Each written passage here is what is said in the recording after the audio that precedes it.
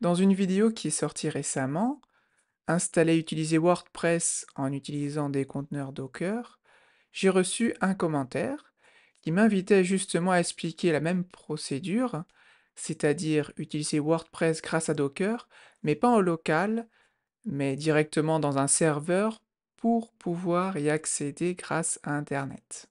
Et c'est ce que nous allons faire aujourd'hui. On va utiliser la même méthode que la vidéo précédente, mais cette fois-ci, on va se connecter dans un serveur. Et personnellement, je vais utiliser un VPS, donc pour pouvoir faire la même chose que moi, ils vous font également un serveur. Donc moi personnellement, j'utilise Hostinger. J'utilise ce fournisseur pour mes différents serveurs. Donc si vous êtes intéressé, je mettrai un lien en description. Mais vous pouvez bien entendu utiliser n'importe quel autre fournisseur pour atteindre cet objectif, c'est-à-dire avoir un VPS personnel. Et j'insiste pour vous dire que ce serveur doit vous appartenir. Vous devez avoir un accès root et pouvoir y installer ce que vous souhaitez. Pour que le serveur fonctionne, il faut également un système d'exploitation. Et personnellement, dans le mien, dans celui que je vais vous montrer, j'utiliserai une version Linux et la distribution Ubuntu version 22. Si vous êtes prêt, je vous invite à ouvrir votre terminal ou votre console ou votre invite de commande si vous êtes sous Windows pour vous connecter à votre serveur et on va pouvoir commencer à travailler ensemble. Je suis devant mon terminal personnel et je vais pouvoir me connecter directement grâce à SSH, la commande SSH. Donc je clique sur Entrée, j'appuie sur Yes, OK. Et ensuite, il faut que je tape mon mot de passe. Donc vous-même, vous allez taper votre propre mot de passe.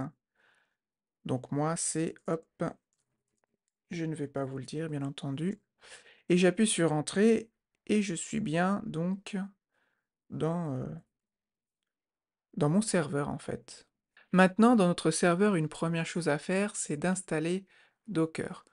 Alors pour atteindre cet objectif, vous avez deux façons. Je vous propose deux façons de faire. Vous pouvez utiliser mon site internet personnel, nicelydev.com.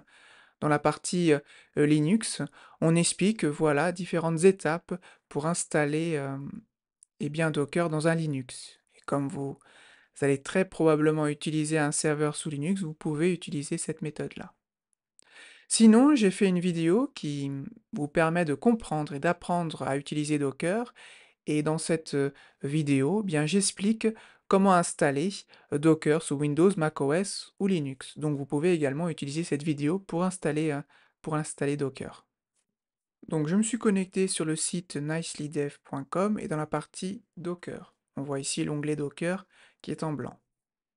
Ensuite ici dans la barre latérale à gauche, on peut utiliser, c'est plutôt un menu latéral, pas une barre. On peut utiliser cette page-là, installation donc et Linux.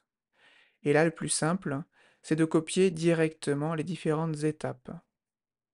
Donc on copie la première, voilà, on copie la commande et on la colle dans notre serveur. Voilà, il faut bien être connecté à son serveur, hein, c'est important. Ok, étape 1, c'est bon. Étape 2, copier-coller. Voilà, c'est très bien. J'appuie sur Y. Ok, c'est parfait. Étape 3, ok. Ensuite, étape 4, voilà. On va aller à l'étape numéro 5. Non, c'est toujours l'étape 4, pardon. Et enfin, on va aller à l'étape 5. Et c'est à ce moment-là qu'on installe donc Docker et d'autres logiciels qui sont dépendants de Docker.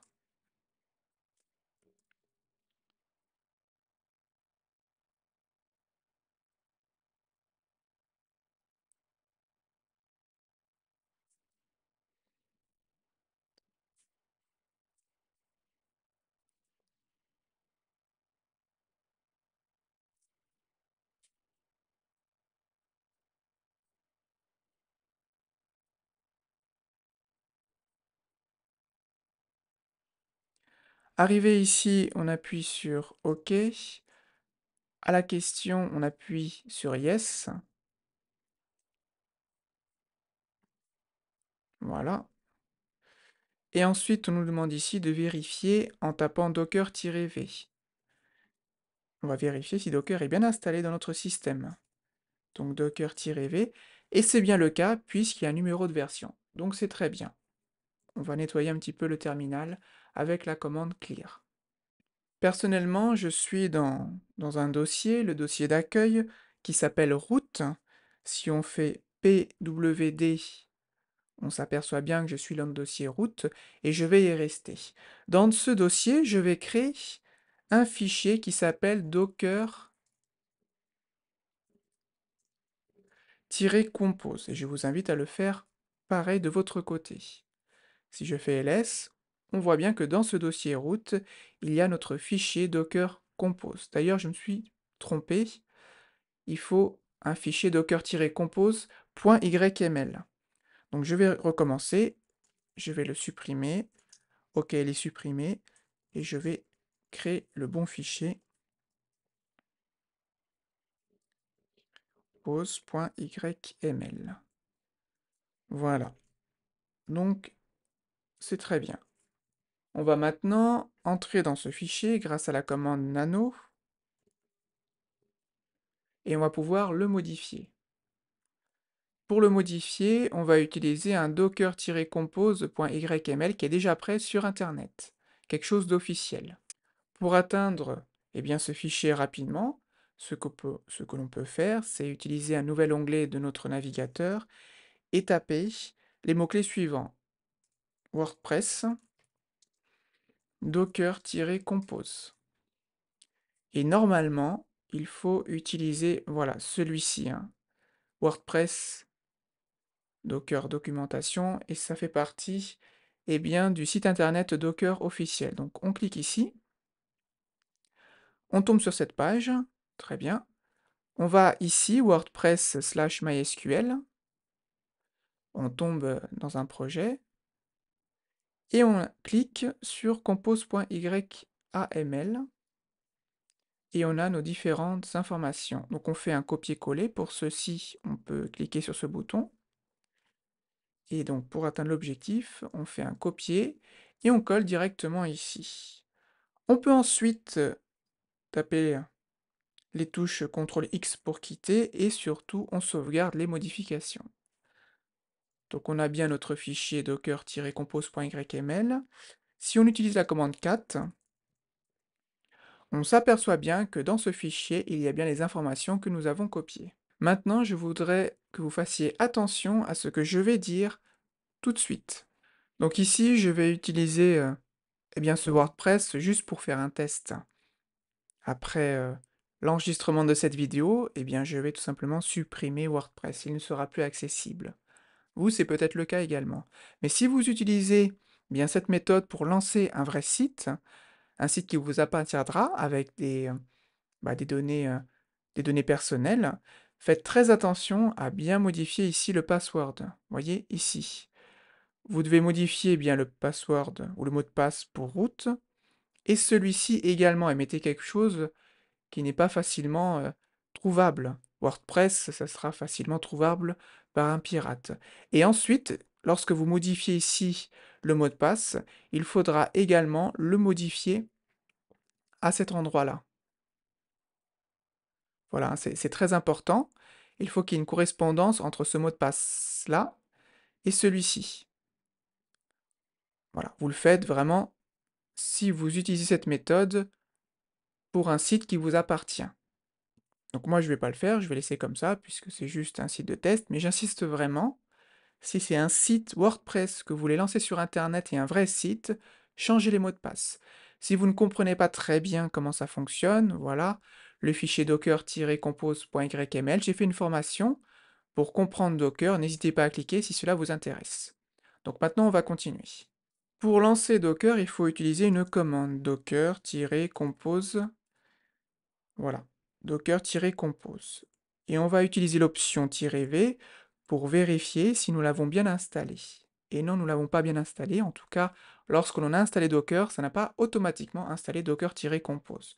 Donc, on va l'installer. Et pour atteindre cet objectif, on va utiliser le site nicelydev.com.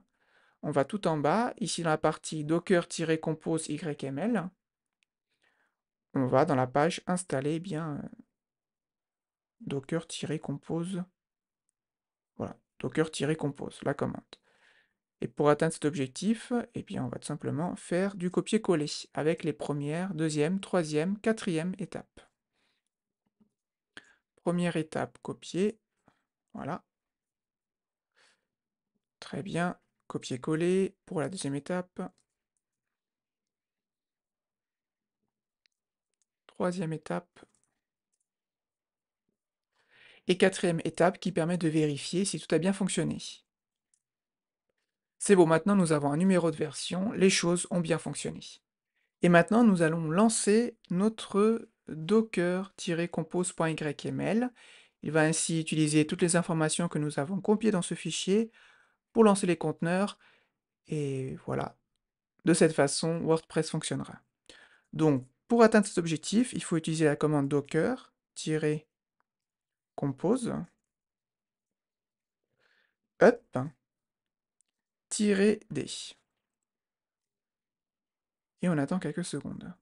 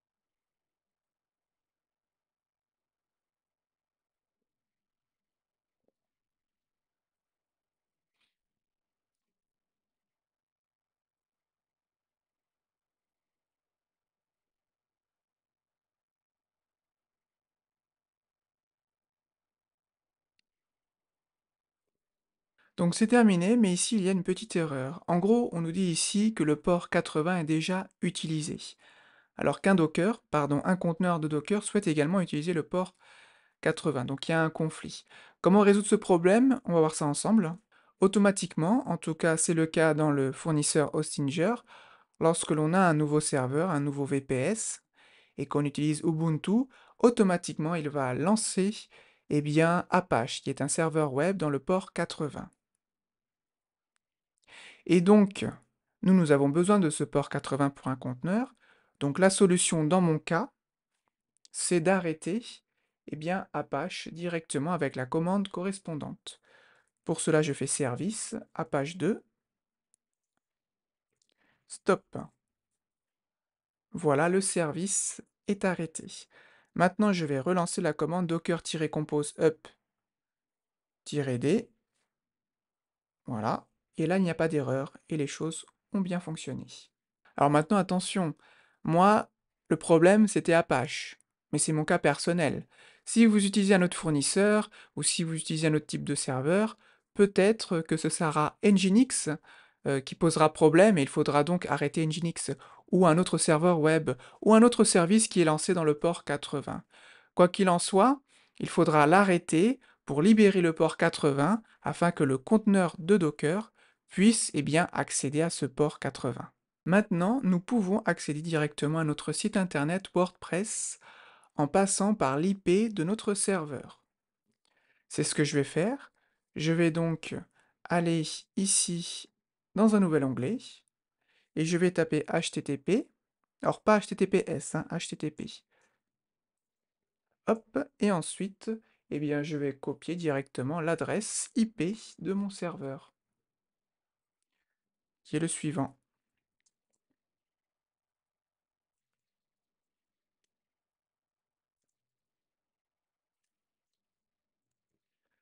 Je clique sur Entrée et vous allez voir, les choses fonctionnent bien. On est bien sur WordPress. Ensuite, je choisis français. J'installe le WordPress directement. Voilà, nom du site, je vais mettre WordPress. Identifiant, je vais mettre HEN. Mot de passe, je vais mettre HEN aussi. Alors bien entendu, hein, toujours pareil, hein, si, si vous avez la possibilité ou si vous souhaitez utiliser cette méthode pour un site important, voilà, vous changez le mot de passe, vous mettez quelque chose de fort. Moi, c'est juste pour le test, donc je m'en fiche. Je confirme que mon mot de passe est faible et je mets un faux email qui n'existe pas réellement. Moi, je vais cliquer ici, voilà, au cas où, même c'est sûr, hein, je vais cliquer ici, c'est très bien. Pour mon cas, hein, parce que c'est un exercice, on demande ici, demander au moteur de recherche de ne pas indexer ce site, c'est ce que je souhaite, puisque ce site sera détruit juste après, hein. J'installe WordPress, voilà, c'est très bien, je me connecte. HEN, HEN,